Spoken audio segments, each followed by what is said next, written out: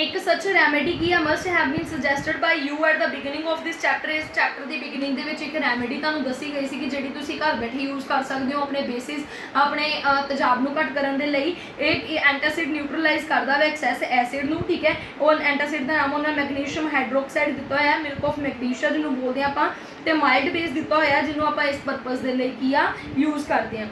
उन्होंने कहते tooth decay दे विच जिहड़ा पीएच है ये किवें कॉज करदा अपने टूथ डिके नूं, ठीक है। टूथ डिके की start when the pH of the mouth is lower than 5.5 तो जो घट होंगे तो टूथ डिके का जो कॉज है उदों शुरू हो जाता है। टूथ नेमल जिहड़ा कैल्शियम हाइड्रोक्साइड पाइटेट का बनया होंदा है, एक ही है क्रिस्टलाइन फॉर्म होंदी आ एक कैल्शियम फॉस्फेट की, जिहड़ा कि बहुत ही हार्डेस्ट सबसटांस अपनी बॉडी दे विच, ठीक है।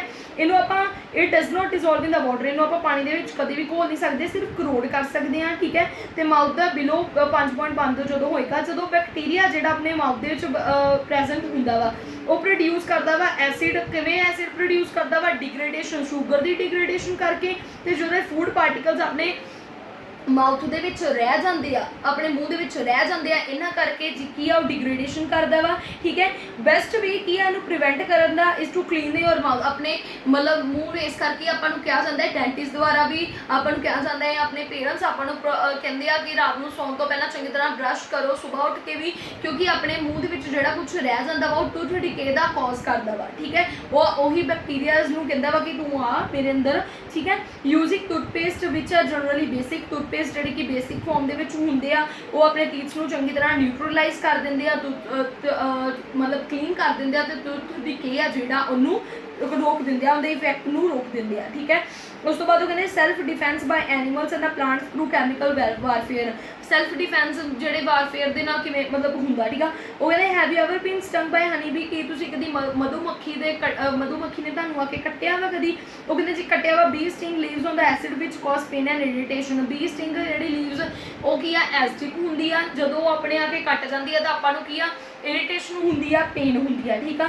वो कहते इहदे लई आपां की माइल्ड बेस यूज़ कर सकते हैं, जिवें कि बेकिंग सोडा हो गया, उस स्टंग के उपर लगा लो रिलीफ देने लई, या स्टिंगिंग हेयर नीडल आ जिहड़ा उहनूं जिहड़ा उहदा मतलब विच डंग रह जांदा वा उहनूं कढ़ दो ताकि तुहानूं ईजी हो जाएगा। इंजैक्ट कर दो मैथनोइक एसिड ताकि जिहड़ी तुहाडी बर्निंग पेन आ जिहड़ी तुहाडे साड़ पै रहा वा वो रुक जाए।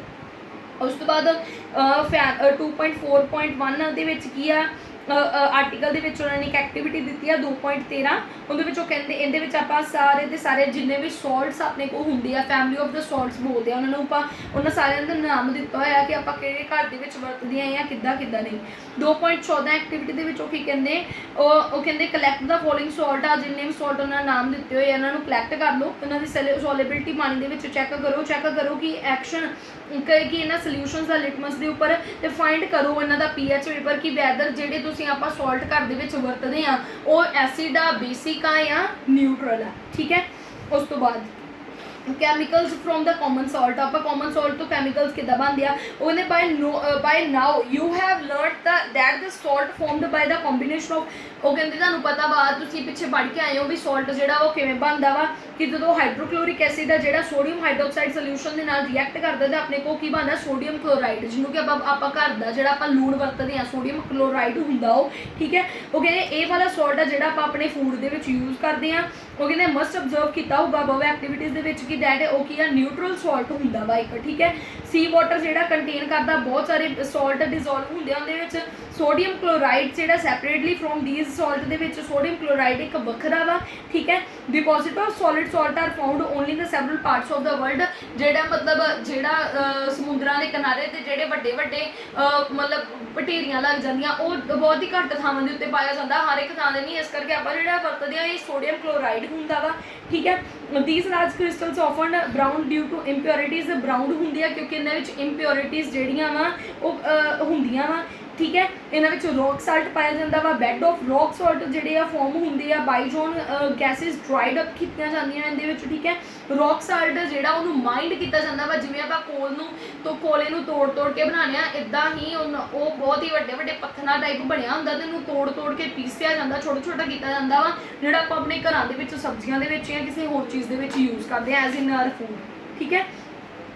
कॉमन सॉल्ट, उस तो बाद common salt raw material for the chemicals, कहते common salt is obtained in important raw material various material like daily use ਦੇ ਵਿੱਚ ਆਪਾਂ यूज़ करते हैं, जिवें कि सोडियम हाइड्रोक्साइड हो गया, बेकिंग सोडा हो गया, वॉशिंग सोडा हो गया, ब्लीचिंग पाउडर हो गया, मैनी मोर, ये सारे की आप अपने घरों ਦੇ ਵਿੱਚ यूज़ करते हैं। ठीक है, उन्होंने इत्थे उन्होंने ब्लीचिंग पाउडर का फॉर्मूला दिता होया कि ब्लीचिंग पाउडर किवें बनता है, ब्लीचिंग पाउडर की की यूज़ आ, ब्लीचिंग पाउडर की आ, एक मतलब ब्लीचिंग कॉटन के लिए भी यूज़ किया जाता वा, टैक्सटाइल इंडस्ट्रीज़ ਦੇ ਵਿੱਚ ब्लीचिंग वुड पल्प भी ਹੁੰਦਾ ਵਾ ਜਿਹੜਾ पेपर फैक्ट्रीज़ ਦੇ ਵਿੱਚ ਵੀ ਵਰਤਿਆ ਜਾਂਦਾ ਵਾ। ठीक है, एक ब्लीचिंग पाउडर की है एक ऑक्सीडाइजिंग एजेंट आ, जो आप घरे ब्लीच वगैरह करते हैं तो उन्होंने अपन छोटी जी मिलती है ना, वो एक ऑक्सीडाइजिंग एजेंट भी लिखा होंगे उन्होंने उपर, उही चीज़ आई कैमिकल इंडस्ट्रीज़ के बनदियां वा।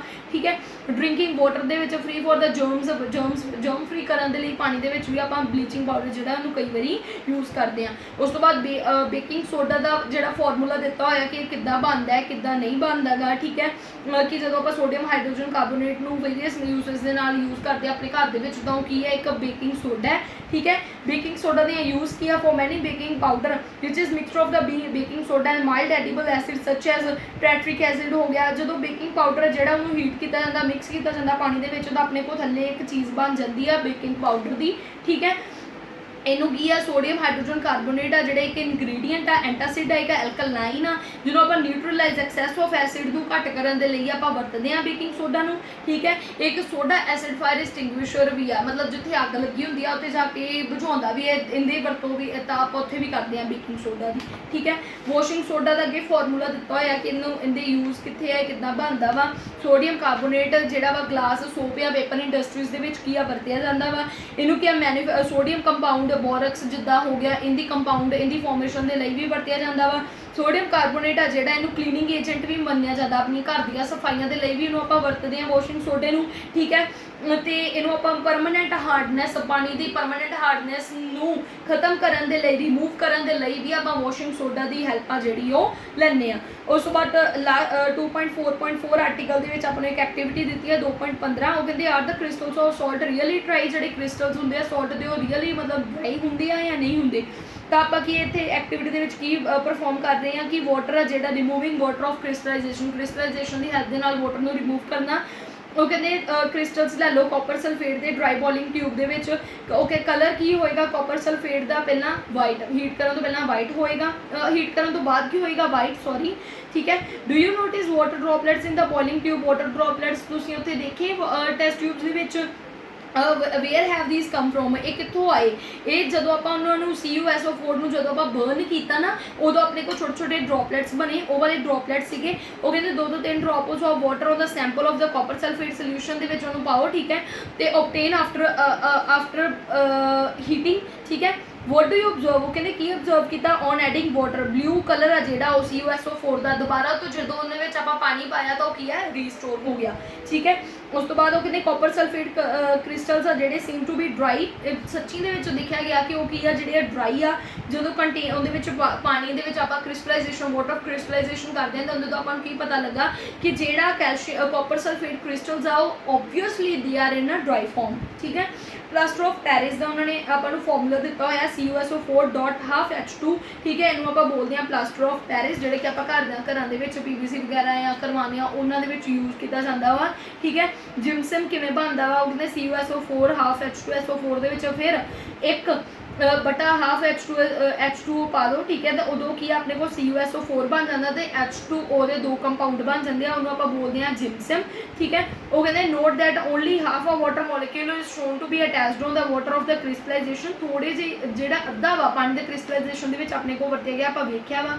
ठीक है, वो कहते how can you get half a water molecule किमें तुसीं लिया, it is written in this form because 2 formula use of CuSO4 CaSO4 के 2 फॉर्मूले वरते गए, इस करके अपने को जो एक कंपाउंड फॉर्म हो गया पानी का। ठीक है, प्लास्टर ऑफ पैरिस है जोड़ा ये टॉयज़ की मतलब टॉय बनाने भी हेल्प करता वा। ठीक है, डेकोरेशन का मटीरियल बनाने भी हेल्प करता वा, सरफेस को स्मूथ बनाने भी हेल्प करता वा। ठीक है, and this is my chapter, मैं तुहानूं सारा गो थ्रू करवा चुकी हाँ, एक्टिविटीज़ ਕਿ ਕਿੱਦਾਂ ਐਸਿਡ ਬੇਸਿਸ ਆ ਜਿਹੜੇ ਇੱਕ ਦੂਜੇ ਨਾਲ ਕਿਵੇਂ ਰਿਐਕਟ ਕਰਦੇ ਆ, ਕਿਵੇਂ ਜਿਹੜਾ ਸਾਲਟ ਬਣਦਾ ਹੈ, ਕਿਵੇਂ ਵਾਟਰ ਬਣਦਾ ਹੈ, ਹਾਈਡਰੋਜਨ ਕਾਰਬੋਨੇਟ ਕਿਵੇਂ ਰਿਐਕਟ ਕਰਦੇ ਆ, ਜਿਹੜਾ ਆਪਾਂ ਘਰਾਂ ਦੇ ਵਿੱਚ ਸਾਲਟ ਯੂਜ਼ ਕਰਦੇ ਹਾਂ ਉਹ ਕਿਵੇਂ ਕਿਹੜਾ ਯੂਜ਼ ਕਰਦੇ ਆ, ਆਪਾਂ ਨੂੰ ਕਿੱਦਾਂ ਡਿਟਰਮਾਈਨ ਕਰ ਸਕਦੇ ਹਾਂ ਕਿ ਆਪਾਂ ਜਿਹੜਾ ਸਾਲਟ ਯੂਜ਼ ਕਰਦੇ ਹਾਂ ਐਸਿਡਿਕ ਹੁੰਦਾ ਜਾਂ ਬੇਸਿਕ।